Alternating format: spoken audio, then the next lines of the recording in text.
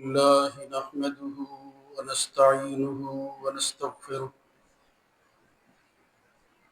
ونعوذ بالله من شرور أنفسنا ومن سيئات أعمالنا من يهده الله فلا مضل له ومن يضلل فلا هادي له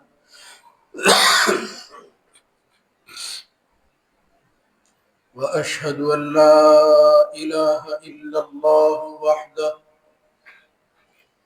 وحده لا شريك له وأشهد أن محمدا عبده ورسوله اللهم صل على محمد وعلى آل محمد كما صليت على إبراهيم وعلى آل إبراهيم إنك حميد مجيد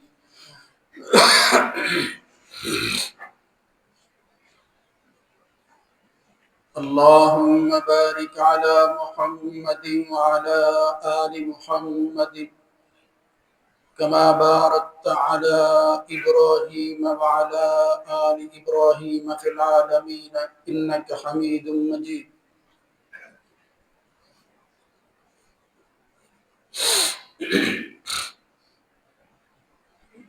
أما بعد فإن خير الحديث كتاب الله وخير الهدى هدى محمد صلى الله عليه وآله وسلم وشر الأمور محدثاتها وكل محدثة بدعة وكل بدعة ضلالة وكل ضلالة في النار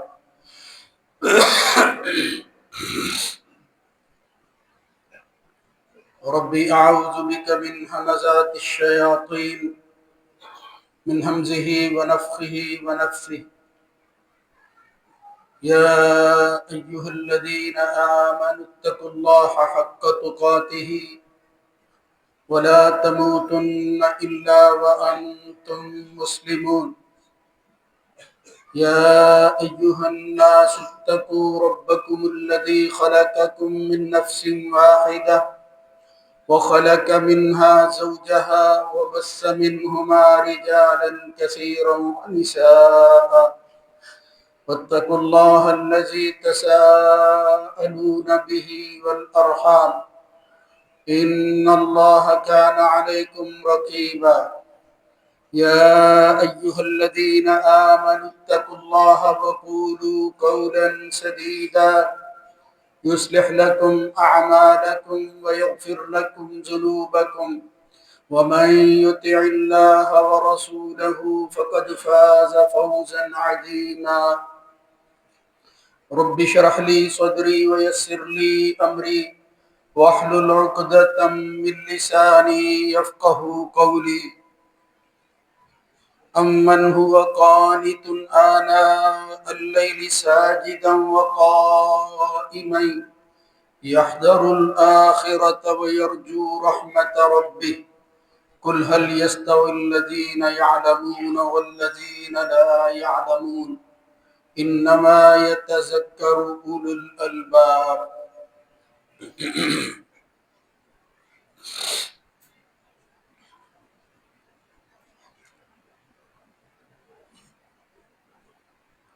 کیا وہ جلد باز مشرک بہتر ہے یا وہ شخص جو رات کے پہروں میں فرما برداری اختیار کرتے ہوئے سجدے اور قیام کی حالت میں وقت گزارتا ہے وہ بہتر ہے، آخرت سے ڈرتا ہے، اپنے رب کی رحمت کا امیدوار ہے؟ تو اے نبی کہہ دیجئے کہ کیا وہ لوگ جو جانتے ہیں اور جو نہیں جانتے یہ برابر ہو سکتے ہیں؟ بلا شبہ اس نصیحت کو اہل عقل ہی پاتے ہیں۔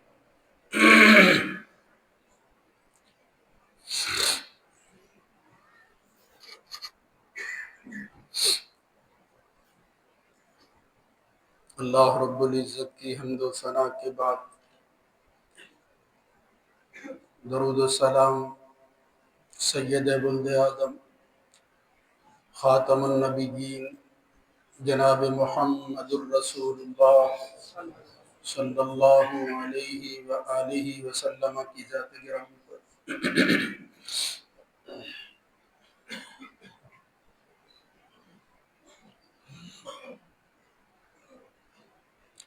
رمضان المبارک کا مہینہ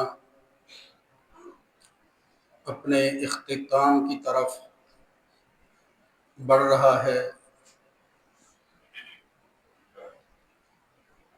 اگر اس مہینے کو عشروں میں تقسیم کیا جائے تو یہ آخری عشرہ ہے جس میں ہم داخل ہو چکے۔ ایک بڑی مشہور روایت عام طور پر بیان کی جاتی ہے جس میں ان عشروں کی فضیلت کا بیان ہے، مگر وہ روایت نبی کریم صلی اللہ علیہ وسلم کی نسبت سے ثابت نہیں ہے۔ اس میں یہ ہے کہ پہلا رحمت کا مہینہ عشرہ ہے، پھر مغفرت کا ہے، پھر جہنم سے خلاصی کا ہے۔ یہ تینوں چیزیں ساتھ ساتھ ہی چلتی ہیں۔ اگر یہ بات ثابت ہوتی تو پھر اس کو جاننے کی کوشش کرتے، اس کی طرف توجہ کی جاتی، مگر وہ پایۂ ثبوت کو نہیں پہنچتی۔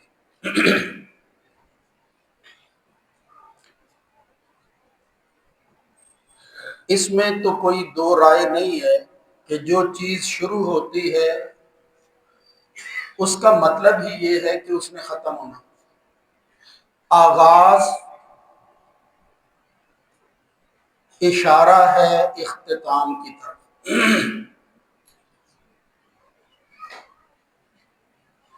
دنیا کی ہر چیز جس کا آغاز ہے، ابتدا ہے، وہ مخلوق ہے۔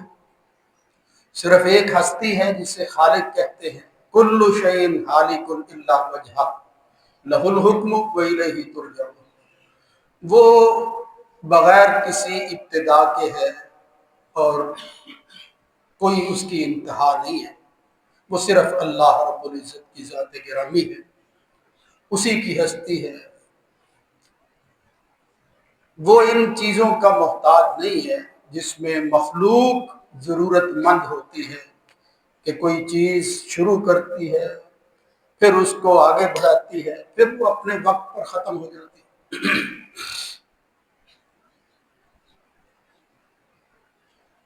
بالکل اسی طرح یہ مہینہ ہر سال آتا ہے، شروع ہوتا ہے، پھر آخر کار دن گزرتے رہتے ہیں اور رخصت ہو جاتا ہے۔ آخری عشرہ کے حوالہ سے بالخصوص اللہ اور اس کے رسول کے ایسے فرامین ملتے ہیں جن سے معلوم ہوتا ہے کہ اللہ تعالیٰ کی رحمت ایک بار پھر جوش میں آتی ہے اور انسان کو بالخصوص غفلت میں وقت گزارنے والے بندے کو جھنجھوڑتی ہے کہ اب ہی الرٹ ہو جاؤ، توجہ کر لو، فائدہ اٹھا لو۔ جو دن پہلے گزر چکے ہیں اس کے بعد یہ چند دن رہتے ہیں، گزر یہ بھی جائے گی، لہذا ان کے اندر وہ کچھ کر لو جو تم نہیں کر سکے۔ جناب ام المؤمنین عائشہ صدیقہ رضی اللہ تعالی عنہ بیان کرتی، اذا دخل العشر یجتہد ما لا یجتہد فی غیرہ۔ نبی کریم صلی اللہ علیہ وسلم اس آخری عشرہ کے اندر وہ جد و جہد کرتے جو اس کے علاوہ نہیں کرتے تھے۔ تو اس سے معلوم ہوتا ہے کہ اہتمام ہوتا اس عشرے کا، اور پیک پر پہنچ جاتی وہ مصروفیات جو رمضان میں بالخصوص شروع کی ہوتی تھی نبی کریم صلی اللہ علیہ وسلم۔ بالکل بندہ مومن کا بھی یہی حال ہے، اور ہونا چاہیے اگر نہیں ہے۔ دوسری روایت کے الفاظ یہ ہیں: اذا دخل العشر شد مئزرہ احیا لیلہ ایقظ اہلہ۔ ایک اور روایت کے اندر ایک مزید لفظ کا اضافہ ہے جس میں فرمایا جد و شد المئزر، جس سے یہ دو لفظوں کا فرق بھی سمجھ آ رہا ہے کہ جدہ اور چیز ہے، شدہ اور چیز ہے۔ یا یوں ہے کہ دو لفظ بول کر نبی کریم صلی اللہ علیہ وسلم نے کوئی چیز بتانا چاہیے۔ غور کریں تو یہ جو لفظ جناب عائشہ رضی اللہ تعالی عنہا بیان کر رہی ہیں کہ جب آخری عشرہ شروع ہوتا تو شدہ مئزرہ، اپنے تہ بند کو باندھ لیتے تھے۔ شدہ کا معنی مضبوطی سے باندھ لیتے تھے۔ اس کا کیا مطلب ہے؟ اس کے کئی مطلب ہیں، جن سب کا خلاصہ یہ ہے کہ اہتمام کرتے نبی کریم صلی اللہ علیہ وسلم۔ ہم اپنی عام عادت میں دیکھتے ہیں کہ جب کوئی کام اہم کرنا ہو تو اپنے کپڑوں کو سیدھا کرتے ہیں، بالخصوص وہ چیز کے جس کے گرنے کا اندیشہ ہوتا ہے اس کی طرف ہاتھ بڑھاتے ہیں، اس کو مضبوطی سے جو ہے وہ پکڑ کر باندھتے ہیں، جو علامت ہے اس بات کی کہ یہ کسی عمل کی تیاری کر رہے ہیں۔ ایک تو یہ معنی ہے بالعموم شد مئزرہ کا۔ دوسرا مطلب جو اہل علم بیان کرتے ہیں اور بڑا وزن ہے اس کے اندر کہ یہ وہ عشرہ تھا جس میں محمد الرسول اللہ صلی اللہ علیہ وآلہ وسلم اپنے گھر والوں سے الگ ہو جاتے، بیویوں سے بالخصوص الگ ہو جاتے۔ اور اس میں تو کوئی شک نہیں ہے، یہ علیحدگی جس شکل میں سامنے آتی اس کو کہتے ہیں اعتکاف۔ یعنی جب یہ عشرہ شروع ہوتا تو رسول اللہ صلی اللہ علیہ وسلم اعتکاف کرتے تھے، حجرہ بنا لیتے تھے، الگ سے چادریں لگا لیتے تھے، لوگوں سے چھپ جاتے تھے، اور جس سے بندہ نہیں چھپ سکتا اسی کا ہو کر رہ جاتا تھا۔ یہ ہے اعتکاف۔ اذ قال لأبیہ وقومہ، ابراہیم علیہ السلام کے حوالہ سے آ رہا ہے سورہ انبیاء میں کہ انہوں نے اپنی قوم اور اپنے باپ سے کہا ما هذه التماثیل التي انتم لها عاکفون، یہ کیا مورتیاں ہیں جن کا تم اعتکاف کیے ہوئے ہو۔ اعتکاف کا مطلب ہی یہ ہے دوسروں سے کٹ جانا، کسی ایک سے جڑ جانا۔ تو وہ جڑ جاتے تھے ان بتوں کے ساتھ، اسی پر تکیہ کرتے تھے۔ مگر مومن اور مسلمان وہ سب سے تو کٹتا ہے مگر کسی ایک سے جڑ جاتا ہے، اس کا وہ جوڑ، وہ ملاپ، اس کا وہ تعلق اس کو کسی کمی کا احساس نہیں ہونے دیتا کہ کوئی چیز تجھ سے چھوٹ گئی ہے۔ کچھ نہیں چھوٹتا اس کا، جو اس سے جڑ جاتا ہے، جو اس سے مل جاتا ہے، جس کو وہ قرب نصیب ہو جاتا ہے، جس کو وہ مجاورت مل جاتی ہے، پھر اس کو کوئی کمی محسوس نہیں۔ تو اعتکاف کرتے، پہلے عشرے میں بھی اعتکاف کیا نبی کریم صلی اللہ علیہ وسلم نے، دوسرے میں بھی کیا، پھر تیسرے میں بھی کیا، اور کہا کہ میں نے یہ پہلے میں کیا جو مقصد تھا حاصل نہ ہو سکا، دوسرے میں نہ حاصل ہو سکا، تیسرے میں آخری میں وہ مقصد کیا ہے؟ پالو اس رات کو جس رات کے اندر اللہ کی نعمتوں میں سے ایک ایسی نعمت اتری کہ اس سے بڑی نعمت شاید ہی کوئی، وہ اللہ کی آخری کتاب محمد الرسول اللہ صلی اللہ علیہ وسلم پر جو قرآن نازل ہونا شروع ہوا۔ یہ سب سے بہتر تعبیر ہے۔ لوح محفوظ سے آسمان دنیا میں آیا، یہ بھی کرتے ہیں، لیکن یہ بات کہ آغاز ہوا شہر رمضان الذی انزل فیہ القرآن، ابتدا اور آغاز وہ اس وقت ہوا، جس کی تفصیل میں نے پچھلے خطبوں میں جو ہے وہ عرض کی تھی کہ یہ قرآن اترا، کیسی رات ہوگی وہ، لوگ ہر اہم موقع کو یاد رکھتے ہیں اور پھر اس کو سیلیبریٹ کرتے ہیں، سال کے بعد یاد کرتے ہیں، اس کو دہراتے ہیں، اس کی تجدید کرتے ہیں، اور انسان کی سوچ یہ ہے کہ ہر وہ چیز جو اس کے لیے نقصان دہ ہے اسی کو دہراتا رہتا ہے، اسی پر خوش ہوتا رہتا ہے، وہ چیز جو ہے وہ اس کے لیے کوئی خوشی کا باعث اتنا نہیں ہوتا، مگر انسانی سوچ ہے اس کے پیچھے لگا ہوا۔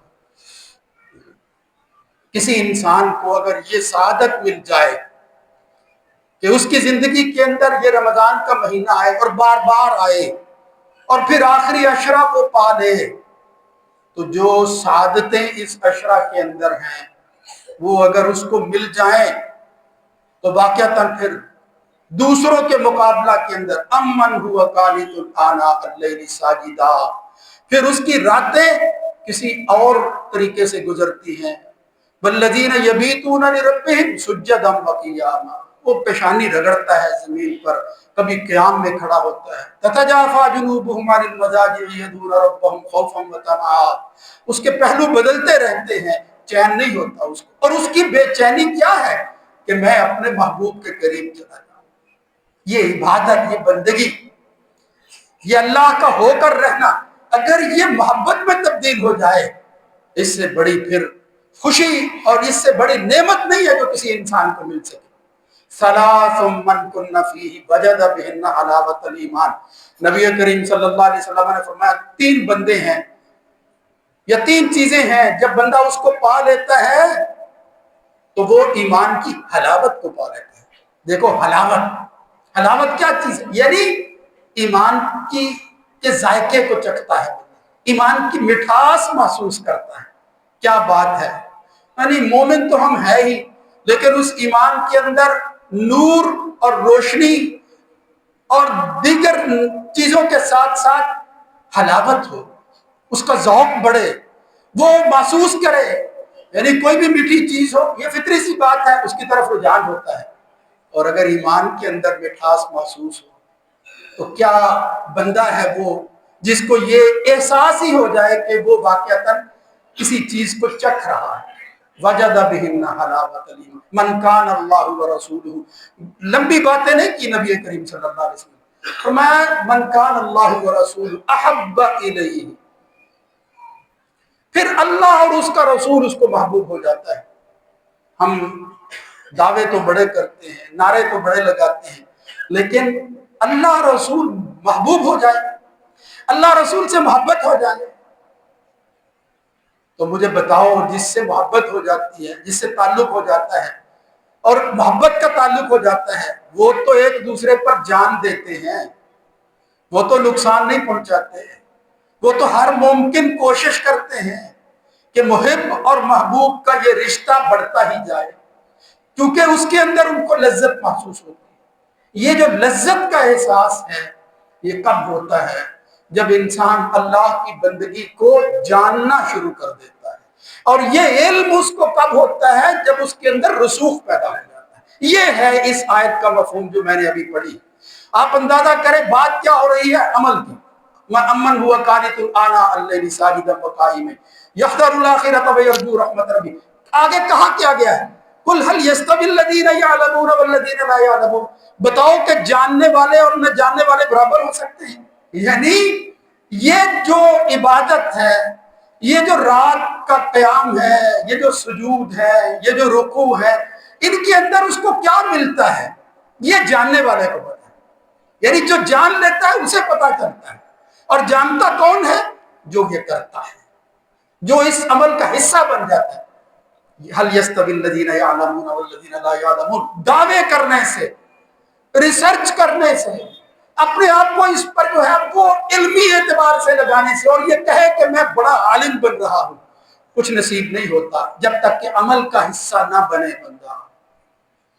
عمل بہت ضروری ہے، یہ عمل ہی تو وہ بنیاد ہے جس پر اللہ کے فیصلے ہونے ہیں، اللہ کی رحمت کو کھینچنے کا مقناطیس عمل۔ قرآن مجید میں آتا ہے، کیا آیتیں ہیں، اس کو دہراتے ہوئے تو ایک کپ کپی سی طاری ہو جاتی ہے کہ جب جہنمیوں کو جہنم میں ڈالا جائے گا، والذین کفروا لہم نار جہنم لا یقضی علیہم فیموتوا، ایسا فیصلہ بھی نہیں ہو سکے گا کہ بندہ مر ہی جائے۔ یہ اتنی تکلیف والی زندگی میں بندہ کہے مر جائے، ختم ہو جائے بات، مریں گے بھی نہیں بات۔ لا یقضی علیہم فیموتوا ولا یخفف عنہم من عذابها، اور جو عذاب ہو رہا ہے اس میں کمی اور تخفیف بھی نہیں ہوتی۔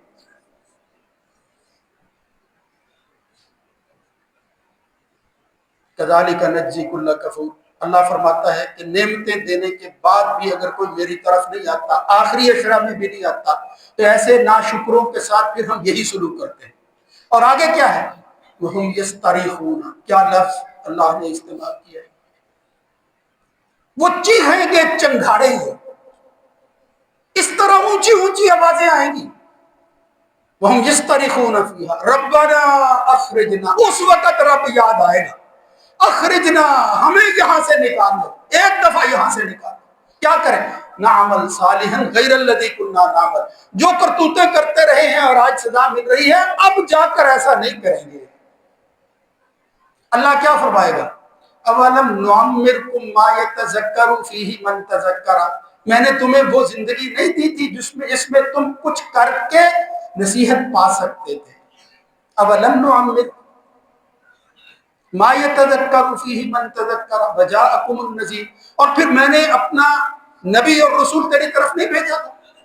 یعنی اللہ نے تمام حجتیں قائم کر کے پھر فیصلہ کیا کہ یہ میں کسی کے ساتھ زیادتی نہیں کر رہا، تم ہو ہی اس لائق کہ اب چنگھاڑو، اب رو، شور کرو، آوازیں بلند کرو۔ یا لیتنی لم اتخذ فلانا خلیلا، وہ میرا دوست ہوتا تھا، وہ اس طرح کی باتیں کرتا تھا، میں اسی طرح زندگی گزار کر آ گیا، کاش اب میں چلا جاؤں۔ لیکن وہ حسرت، وہ کہ ان تقول نفس یا حسرت علی ما فرطت فی جنب اللہ، وہ حسرت کے ساتھ ہی بندہ کہے گا، مگر وہ حسرت ایسی ہے جس کی تلافی نہیں، اس حسرت کا کوئی فائدہ نہیں۔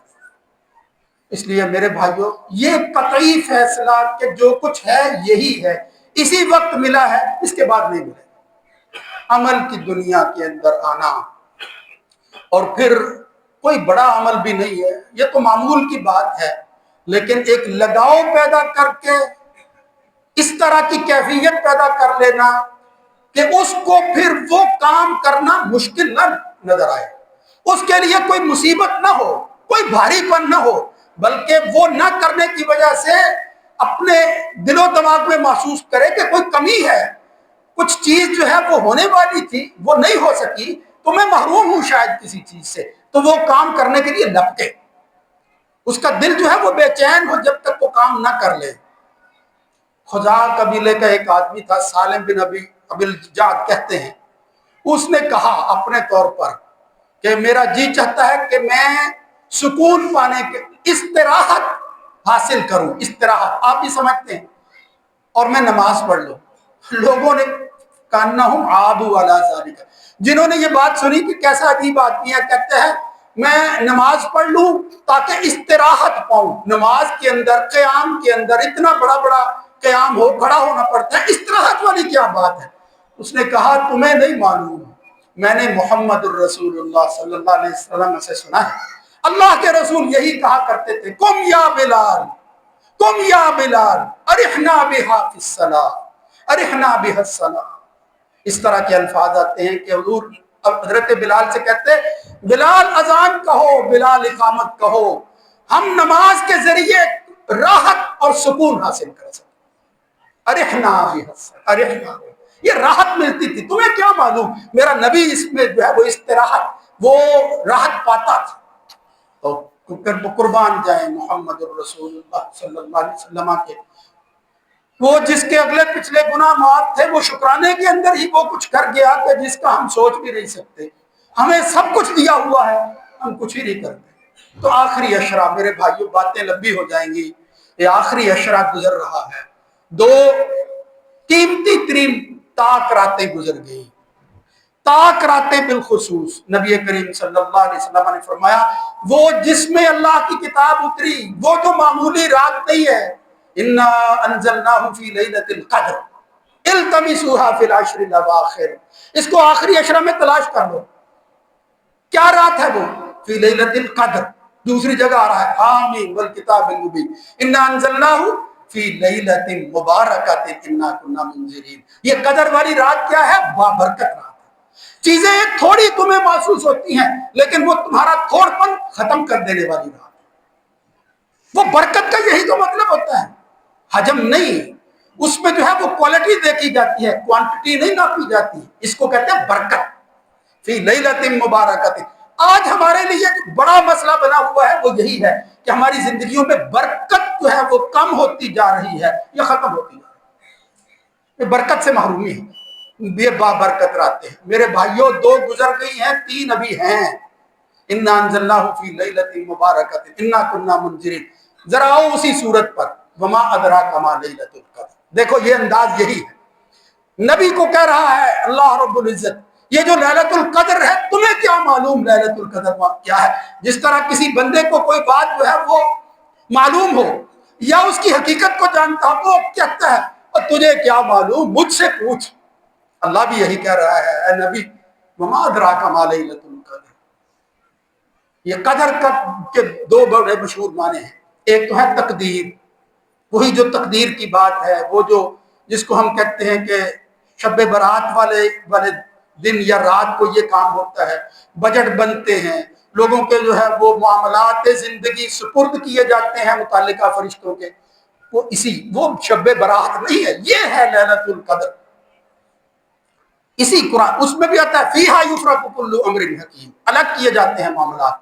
یہاں بھی آتا ہے تنزل الملائکۃ والروح فیہا باذن ربہم من کل امر سلام، اس میں روح القدس اور فرشتے وہ معاملات لے کر اترتے ہیں، وہ فیصلے کی گھڑیاں ہیں، اور اللہ جو ہے وہ ان کو عطا کرتا ہے کہ جاؤ یہ فیصلے ہیں، ان کو لے جاؤ اس دنیا کے۔ ایک تو ہے یہ معنی، دوسرا ہے قدر و منزلت، مقام و مرتبہ۔ مقام اور مرتبہ کیا ہے اس رات کا؟ وما ادراک ما لیلۃ القدر، لیلۃ القدر خیر من الف شہر۔ بس یہی لفظوں کے اندر ہی اللہ نے بتایا کہ ہم لفظ ہی سمجھ سکتے ہیں، وہ کیا ہے؟ ایک رات ہے مگر 1000 مہینوں سے بہتر۔ ایک طرف 1000 مہینے ہیں، ایک رات آپ اندازہ کریں۔ اعمار امتی ما بین 60 الی 70 واقلهم من یجوز ذلک، نبی کریم صلی اللہ علیہ وسلم نے فرمایا میری امت کے لوگوں کی عمریں وہ 60 سے 70 کے درمیان ہیں، اکثر ایسا ہی ہوتا ہے، مگر بہت کم ہے جو اس سے آگے بڑھتا ہے، بہت کم ہے۔ تو پھر اس امت کی عمریں اتنی ہی کم ہیں تو وہ یہ کیا کرے؟ فرمایا ہاں اس کم عمریں والی امت کو میں وہ کچھ دے کر جا رہا ہوں کہ وہ ہزاروں سال کی عمروں کی خواہش رکھنے والے اس کا مقابلہ نہیں کر سکتے۔ وہ خواہش کرتے ہیں لو یعمر الف سنۃ، کاش ان کو جو ہے وہ 1000 سال عمر دی جائے۔ فرمایا نہیں، میں ایک ایک رات اس امت کو دوں گا جو 1000 سال سے بہتر ہوگی۔ یہودی یہی کہتے ہیں لو یعمر الف سنۃ وما هو بمزحزحه من العذاب ان یعمر، فرمایا ان کو اتنی عمریں بھی دی جائے یہ بچنے والے نہیں ہیں۔ یہ اس امت کے لیے کیا احسان ہے اس نبی کے ذریعے، عزیز علیکم ما عنتم حریص علیکم بالمؤمنین رؤوف رحیم۔ کیا حرص کرتے تھے ہمارے نبی اس امت کے حوالے سے، ہمارے حوالے سے بے چین ہو جاتے کہ فرشتہ جبریل آتا اور پوچھتا یا رسول اللہ غمگین کیوں ہے، پریشانی کیوں ہے؟ فرمایا میں اپنی امت کا سوچ رہا ہوں اور رو رہا ہوں۔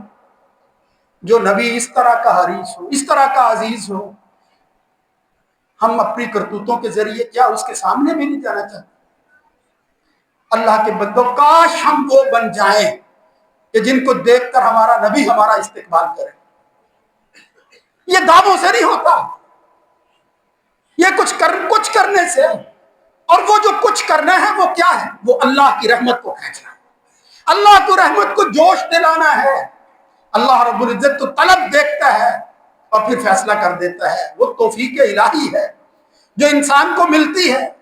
اس لیے نبی کریم صلی اللہ علیہ وسلم ایک دن کہتے ہیں اچانک اٹھے لیلۃ فزعا یقول، اور کیا فرما رہے تھے؟ ماذا انزل لیلۃ من الخزائن، آج رات جو ہے وہ کتنے خزانے نازل کر دیے گئے۔ وما انزل لیلۃ من الفتن، کتنے فتنے برپا ہو گئے رات۔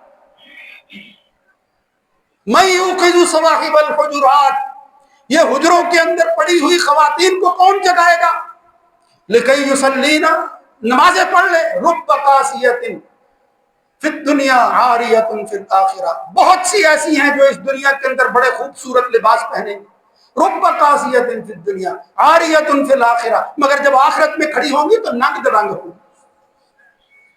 اس لیے فرمایا اپنے لباس جو ہے وہ تیار کر لو۔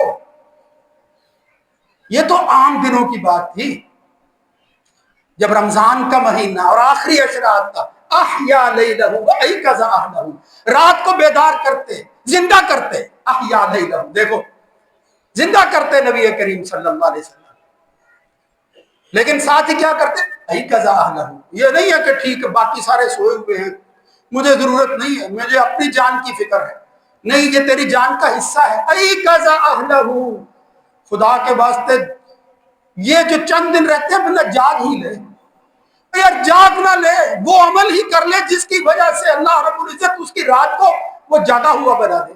کیا احسان ہے، پھر سنو، یعنی اللہ نے کتنی مہربانیاں کی ہیں اس امت پر۔ جناب ابو ذر کہتے ہیں رضی اللہ تعالیٰ عنہ، رمضان کا مہینہ گزر رہا تھا، 7 دن حتی بقیہ صبر، 7 دن رہ گئے، ہم نے کہا لم یکن بنا قیاما، نبی کریم صلی اللہ علیہ وسلم نے کوئی قیام نہیں کروایا۔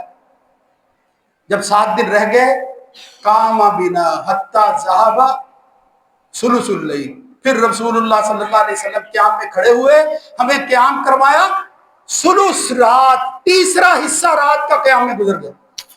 ایک پارا پڑھتے ہیں ہم، سوا پارا پڑھتے ہیں بڑی مشکل سے، 5 منٹ آگے پیچھے ہو جائے، فکر لگی ہوتی ہے امام اور مقتدی کو، بڑا ٹائم ہو گیا ہے، ثلث اللیل۔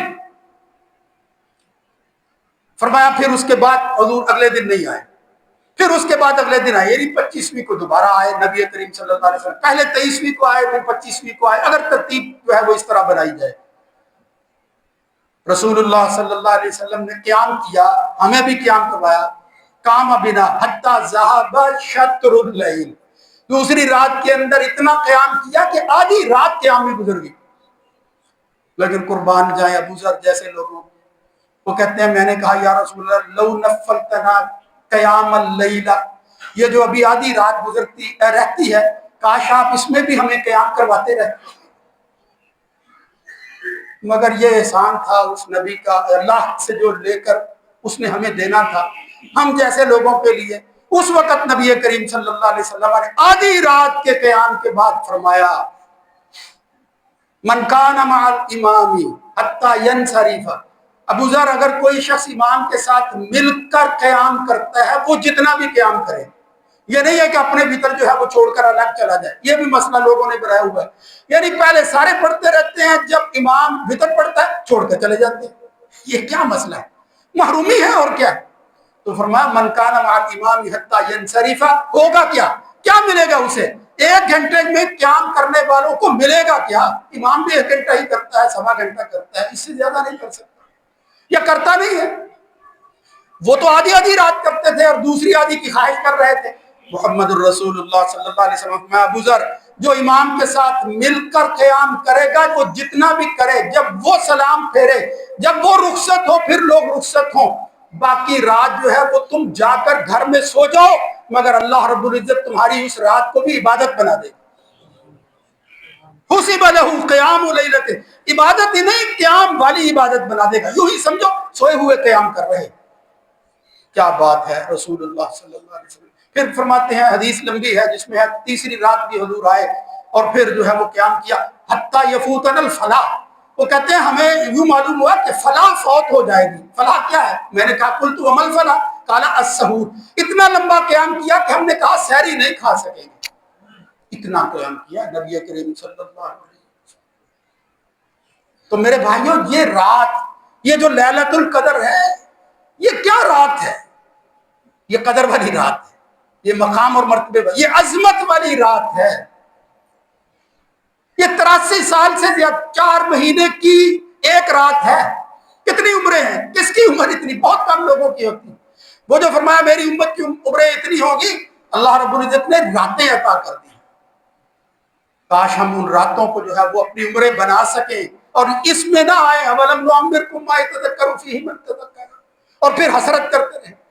اس لیے میرے بھائیوں، خدا را یہ جو عشرہ شروع ہو گیا، گزر رہا ہے، اس کی طاق راتوں میں بالخصوص مرد ہو یا عورتیں، لیکن عورتوں کے لیے بالخصوص اس بات کو ذہن میں رکھنا چاہیے کہ ان کے لیے ایک سہولت ہے، گھروں کو آباد کریں، گھروں میں نماز پڑھیں۔ مسجدوں میں تو چلو قرآن مجید کے لیے آدمی مجبور ہوتا ہے، نہیں اتنا قرآن آتا تو بندہ سننے کے لیے آ جاتا ہے، ورنہ گھروں میں پڑھے۔ بہترین نماز عورت کی وہ گھر کے اندر ہے، جتنی چھپ کر پڑھے گی اتنی ہی فضیلت والی رات ہوگی اس کو جو نصیب ہو جائے گی۔ اس لیے میرے بھائیوں، عشرہ اخیرہ، یہ عشرہ آخرہ، العشر الاواخر جسے کہتے ہیں رمضان، وہ گزر رہا ہے، اس کے اندر جو ہے وہ ساری راتیں گزر رہی ہیں، اور پھر وہ فرشتے اس عشرے کی ایک رات کے اندر اس جہان، اس دنیا کے اندر آتے ہیں۔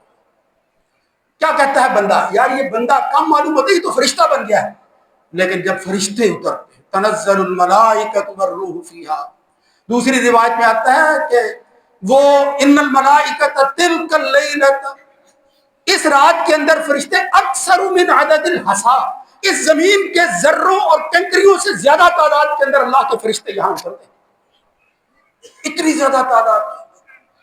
یہ اللہ کی رحمت کے انداز ہے فرشتوں کا نزول۔ وہ مخلوق وہ ڈھونڈتی، وہ کیا کرتے ہیں فرشتے؟ وہ ڈھونڈتے ہیں ان لوگوں کو جو کہہ رہے ہیں کہ یا اللہ معاف کر دے، یا اللہ معاف کر دے، اللہم اغفر لنا ذنوبنا کلہا دکھہا وجلہا وسرہا وعلانیتہا۔ وہ زبان سے یہ الفاظ ادا کرتے ہیں، اور ان کے ان الفاظ پر آمین کون کہتے ہیں؟ اللہ کے فرشتے کہتے ہیں۔ آپ اندازہ کریں کہ جس آمین کو، جس دعا کا حصہ بن کر آمین فرشتے کہیں، کیا وہ قبولیت کا شرف نہیں پائے گی؟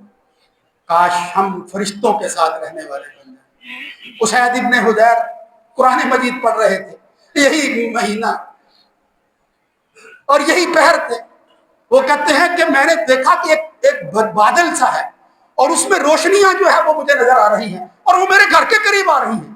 مجھے اندیشہ ہوا، میں ڈر گیا کہ میرا بیٹا یحییٰ قریب سویا ہوا ہے، کہیں وہ اس پر نہ گر جائے، اور پھر میرا گھوڑا جو ہے وہ بھدک نہ جائے ان روشنیوں کی وجہ سے، اور میرا بچہ اس کے نیچے نہ آ جائے، اور اس کی وجہ سے میں نے جو ہے وہ تلاوت اپنی روک لی۔ اگلے دن جب نبی کریم صلی اللہ علیہ وسلم کو جا کر بتایا تو فرمایا، اسید تجھے پتا ہے وہ کون تھا؟ دنت لصوتی کا، پتا ہے وہ کون تھا؟ وہ اللہ کے فرشتے تھے جو تیری تلاوت سننے کے لیے زمین پر اتر آئے۔ کیسے بندے تھے وہ؟ اللہ کے بندے اب بھی ہیں، رہیں گے قیامت تک، فرشتے اترتے رہیں گے، فرشتے ارد گرد ہوں گے۔ حیا کرنا چاہیے ہمیں اپنی اس مخلوق کا جو ہمارے ارد گرد ہے۔ کاش ہم فرشتوں کی صحبت میں رہنے والے بنے۔ محمد الرسول اللہ صلی اللہ علیہ وسلم نے فرمایا، علیکم بقیام اللیل، یہ رات کا قیام اس کو لازم پکڑو، فإنہ داب الصالحین قبلکم، لوگ نیک اور صالح سمجھے ہی وہ جاتے تھے، اور ان کا طریقہ وہ تھا جو قیام اللیل کرتے تھے۔ اور پھر ساتھ ہی کہا، فإنہا قربۃ لکم الی ربکم، اگر رب کا قرب چاہتے ہو قیام اللیل کرو، ان راتوں کو قیام کرو، یہ نماز پڑھو، یہ دعا کرو، فإنہ داب الصالحین قبلکم۔ اور آگے فرمایا یہ اللہ کا قرب حاصل کرنے کا ذریعہ ہے، مغفرۃ للسیئات، برائیوں کو ختم کرنے کا ذریعہ ہے، منہۃ عن الاسم، بندہ کہتا ہے نا مجھ سے گناہ نہیں چھوٹتا، اور گناہ جو ہے وہ ترک کرنے کا طریقہ ہی یہ ہے، ایسی مخلوق کا حصہ بن جاؤ، ان کے ساتھ رہو کہ جو گناہ سے پاک ہے، جو گناہ نہیں کرتے، گناہ سے دور ہو جاؤ۔ منہۃ عن الاسم کہا نبی کریم صلی اللہ علیہ وسلم، کہتا گناہ نہیں چھوٹتا جی، کیا کریں، کوئی حل بھی نظر نہیں آتا، اس لیے کہ جن لوگوں کے ساتھ رہتے ہو وہ ہیں ہی اس قابل کہ ان کی وجہ سے گناہ بڑھیں گے، ختم نہیں ہو۔ میرے بھائیوں، کہنے اور کرنے والی تو بہت سی باتیں، بہت کچھ، بس میں نے چند باتوں کی طرف اشارہ کر دیا۔ اے اللہ، ہماری اس زندگی کے اندر یہ جو رمضان آیا ہے، یہ جو وقت گزر گیا ہے، یہ جو راتیں چل رہی ہیں، اے اللہ اگر کچھ نہیں کر سکے تو کرنے کی توفیق نصیب فرما۔ یا اللہ اگر تیرا قرب نصیب ہو جائے تو اس سے بڑی سعادت کوئی نہیں ہے۔ تیرے نبی نے کہا تھا کہ رمضان کا مہینہ، اتاکم شہر مبارک، کہیں فرمایا اتاکم شہر فرض اللہ علیکم صیامہ تفتح فیہ ابواب السماء تغل فیہ مردۃ الشیاطین للہ فیہ لیلۃ خیر من الف شہر، اس میں ایک رات ہے جو 1000 مہینوں سے بہتر ہے۔ اور پھر ساتھ ہی کا من حرم فقد حرم، جو اس سے، یا فرمایا من حرم خیرہ، اس رات کی خیر سے محروم ہو گیا وہ محروم ہو گیا۔ اور دوسری جگہ لفظ آتے ہیں ولا یحرم، اور اس سے ولا یحرم خیرہ، اس رات کی خیریت سے، اس کی بھلائی اور خیر سے کوئی محروم نہیں ہوتا، الا کل محروم، جو محروم ہی ہے۔ جس کو محرومیت جو ہے وہ ملی ہوئی ہے، شکار ہے اس چیز کا، اور اس کو احساس بھی نہیں ہوتا کہ میں تو محروموں میں ہوں، وہ پتہ نہیں کس بات پر جو ہے وہ خوش ہو رہا ہے۔ تو فرمایا اس کی خیریت اور بھلائی سے محروم ہی آدمی محروم رہتا ہے۔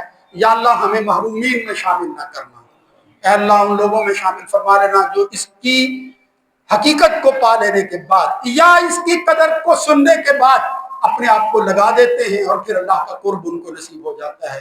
رسول اللہ صلی اللہ علیہ وسلم نے فرمایا اس رات کے اندر ایک ایسی گھڑی آتی ہے کہ جب بندہ اس گھڑی کو پا لیتا ہے، اللہ سے جو بھی مانگتا ہے اللہ تعالیٰ اس کی بات کو رد نہیں کرتا، دے دیتا ہے۔ میرے بھائیوں، اللہ رب العزت ہمیں اس قابل بنا دے کہ ہم یہ جو مومنوں کی نشانیاں قرآن بتاتا ہے اس کا حصہ بن سکے۔ اللہ کے رسول صلی اللہ علیہ وسلم نے جو کچھ ہمیں بیان کیا، جو فضائل بتائے، جو چیزیں بندہ مومن کی بتائی ہیں، یا اللہ ہمیں ویسا مومن بنا دے، ان لوگوں میں شامل فرما دے۔ اے اللہ وہ جن کے تذکرے تو اپنے لوگوں کے اندر فخر کے طور پر کرتا ہے، رجال اللہ تلہیہم تجارت ولا بیع عن ذکر اللہ واقام الصلاۃ وایتاء الزکاۃ یخافون یوما تتقلب فیہ القلوب والابصار۔ یا اللہ ہمیں ان لوگوں میں شامل فرما۔ اقول قولی ھذا استغفر اللہ لی ولکم۔